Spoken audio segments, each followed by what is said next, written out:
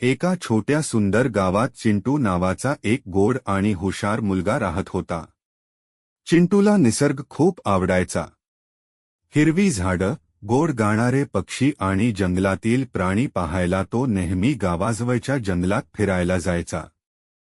गावातले सगळे लोक चिंटूवर खूप प्रेम करायचे, कारण तो सगळ्यांशी प्रेमाने बोलायचा आणि नेहमी आनंदी राहायचा.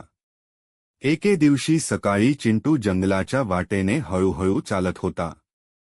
हवेत थंडगार वारा वाहत होता आणि झाडांच्या पानांचा हलका आवाज येत होता. जंगल खूप सुंदर दिसत होतं. अचानक चिंटूला झुडपांमागे काहीतरी हलताना दिसलं. चिंटू थोडा थांबला आणि हळूच त्या दिशेने चालू लागला. जवळ गेल्यावर त्याला एक छोटासा पांढरा ससा दिसला.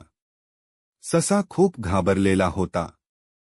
त्याचे डोळे मोठे झाले होते आणि तो इकडे तिकडे पाहत होता, जणू काही त्याला कोणाचा तरी धोका वाटत होता.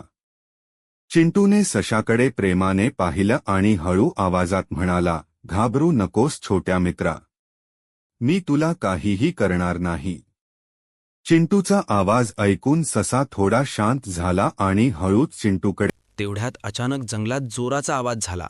पानं हलू लागली आणि दूरवरून पायांचे आवाज ऐकू आले. चिंटूने पाहिलं तर एक शिकारी जंगलात येत होता.